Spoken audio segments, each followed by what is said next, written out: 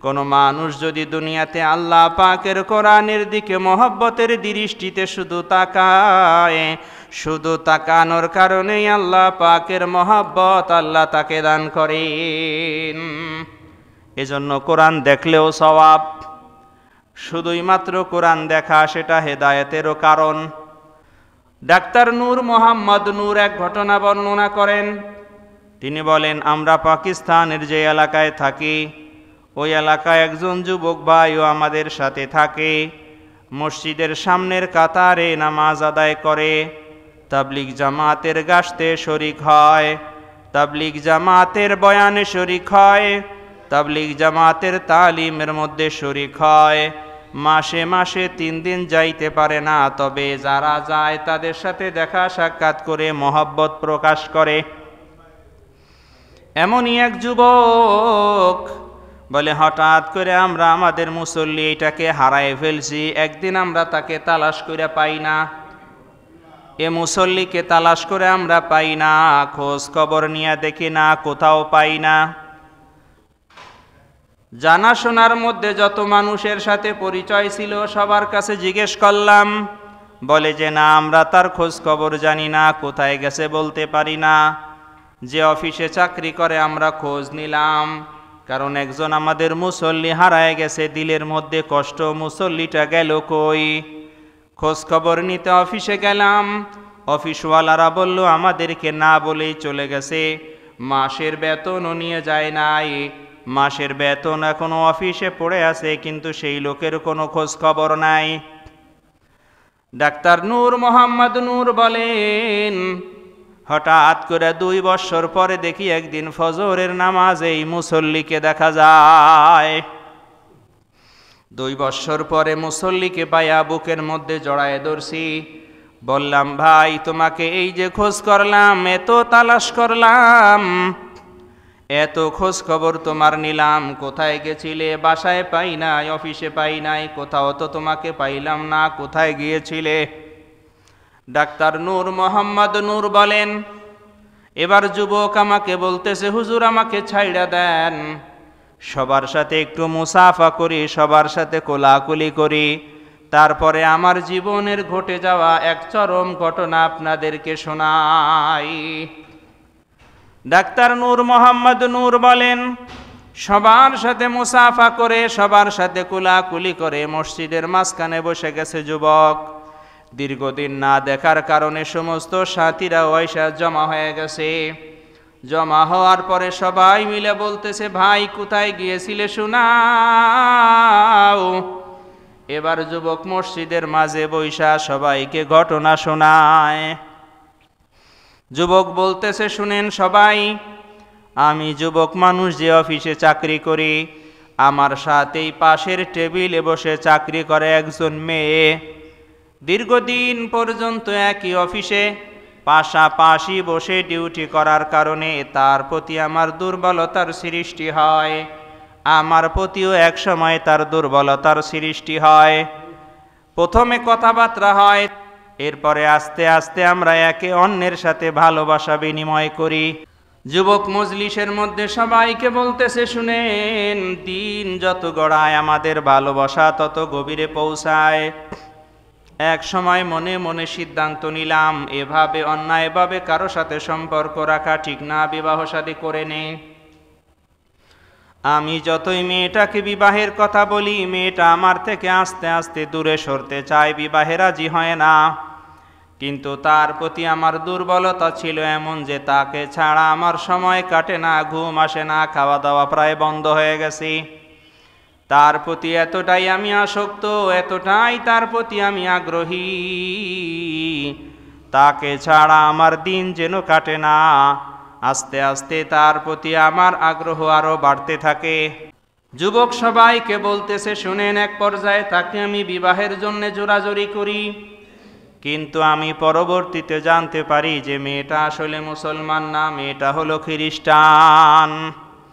যখন শুনি মেয়েটা খ্রিস্টান, তখন আমার ঈমান আমাকে বাধা দেয় তার প্রতি আগায় যাইতে, আমার আমল আমাকে বাধা দেয় তার প্রতি আগায় যাইতে।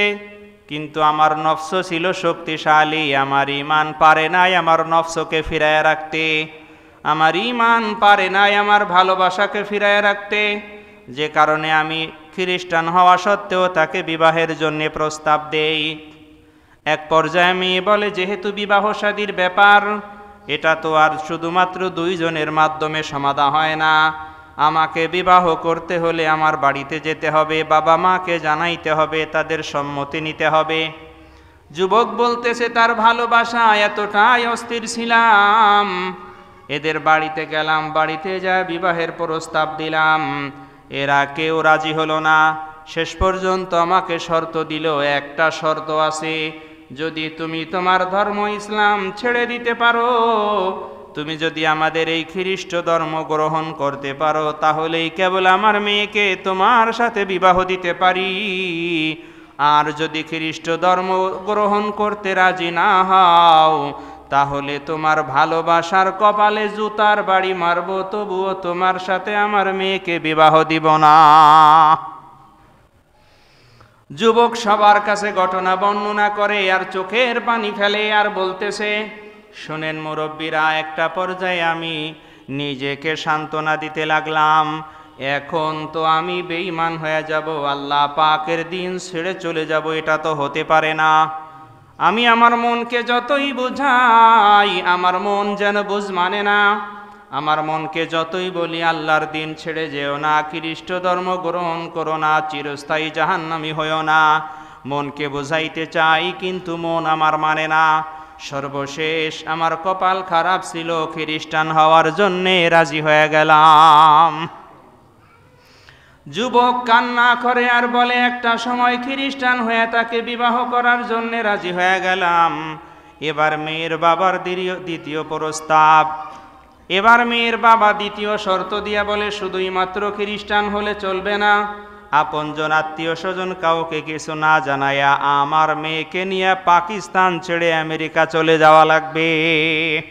তোমার কোনো আত্মীয় স্বজনের সাথে যোগাযোগ রাখতে পারবে না, যোগাযোগের যত মাধ্যম আছে সব বন্ধ করা লাগবে, মোবাইলের সিম আমার কাছে দিয়ে দেওয়া লাগবে, ইমো নাম্বার দিয়ে দেওয়া লাগবে, মেসেঞ্জার আমার কাছে দিয়ে দেওয়া লাগবে, দুনিয়াতে কোনো মুসলমানের সাথে সম্পর্ক রাখতে পারবে না, যদি বলো তাহলে মেয়ে দিতে রাজি, অন্যথায় রাজি না। যুবক এবার মসজিদের মধ্যে হাউমাউ করে কান্না করে বলে, শোনো আমার মুসলমান সাথীরা, এরপরে আমার কপাল খারাপ ছিল, সত্যি আমি সব কিছু তার হাতে দিয়া খ্রিস্টান মেয়েকে বিবাহ করে আমেরিকায় চলে যাই, ওখানে আমার চাকরির ব্যবস্থা করে, বাসার ব্যবস্থা করে, কিন্তু আমার কপাল ভালো ছিল, আমার নসিব বড় ভালো। যাওয়ার সময় যখন আমি পাকিস্তান ছেড়ে চলে যাই, আমি আমার স্ত্রীকে বলেছি যেতে পারি, আমারও একটা শর্ত আছে। বলে স্ত্রী বলে, কি শর্ত? বলে, শর্ত হলো ইসলাম ছেড়ে দিলাম, আপনজন আত্মীয় স্বজন সবাইকে ছেড়ে দিলাম, কিন্তু আমার জীবনে মহব্বত আর ভালোবাসা ছিল আল্লাহ পাকের কোরআন কালামুল্লাহর সাথে। যদিও কালামুল্লাহ আমি পড়ব না, কিন্তু একখানা কালামুল্লাহ আল্লাহ পাকের কিতাবের একটা কপি আমি আমার সাথে নিয়ে যেতে চাই। মসজিদের মধ্যে সকল মুসল্লিরা সবাই মিলে পিন পতন নীরবতায় কথা শুনতেছে। যুবক এবার বলতেছে, চলে গেলাম পাকিস্তান থেকে আমেরিকায় চলে গেলাম, সেখানে আমার চাকরি হলো, চাকরি করি। সকালবেলা যখন বাসা থেকে বের হয়ে যাই, টেবিলের উপর রাখা কোরআনে কারীমের দিকে একবার তাকাই, আবার যখন সন্ধ্যাবেলা চাকরির ডিউটি শেষ করে আসি, কোরআনে কারীমের দিকে মহব্বত ভরা দৃষ্টিতে একবার তাকাই, হাত দিয়ে ধরি না, পড়তেও যাই না, কারণ আমি তো মুসলমান না। এভাবেই দীর্ঘ জীবন 2টা বছর কেটে গেল। 2 বছর পরে একদিন সকালবেলার ঘটনা, যাওয়ার সময় টেবিলের মধ্যে কোরআনে কারীম দেখা গেলাম। যখন আমি ডিউটি শেষ করে সন্ধ্যাবেলায় বাসায় আসছি, আমার প্রতিনিয়ত যেটা অভ্যাস, বাসার মধ্যে দরওয়াজা খুলে আগে টেবিলের সামনে যায় কোরআনে কারীমের কাছে যাই, আজকেও অভ্যাস মতো গেলাম হাত মুখ ধুয়ে কোরআনে কারিমের কাছে। আশ্চর্যের ব্যাপার হলো 2 বছর পর্যন্ত টেবিলের যেইখানে কোরআনে কারিম রাখা ছিল, আমি তাকায় দেখি ওই জায়গার মধ্যে কোরআনে কারিম দেখা যায় না। আমি আমার স্ত্রীকে ডাক দিলাম, স্ত্রী, এখানে আমার কোরআনে কারিমটা রাখা ছিল, কোরআনে কারিমটা গেল কই?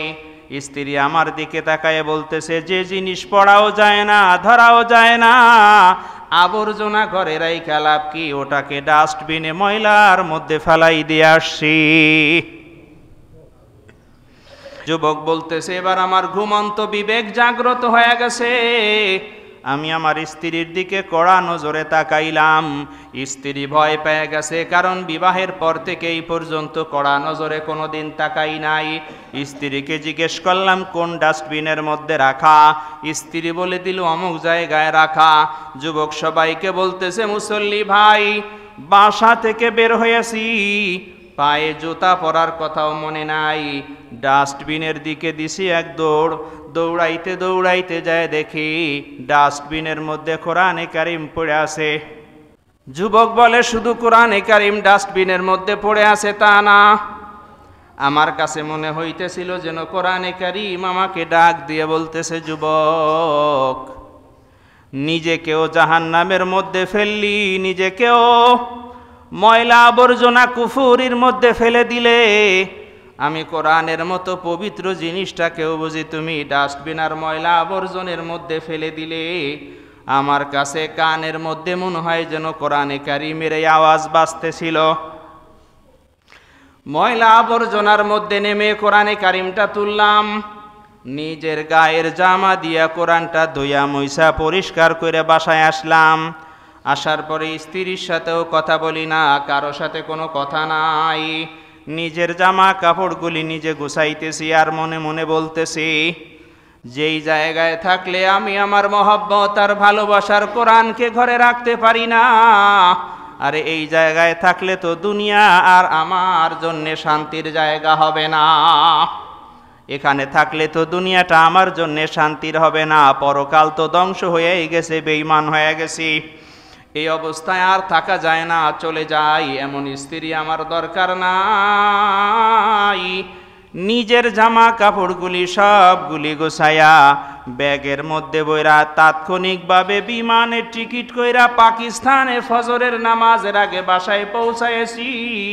আর ফজরের নামাজের জন্য এই জন্যে মসজিদে আসছি, ফজরের নামাজ পড়ব কি আমার তো ঈমান নাই, আমাকে হাতে হাত দিয়া নতুন কইরা ঈমানদার বানান, এরপরে আপনাদের সাথে ফজরের নামাজ জামাতে পড়তে চাই।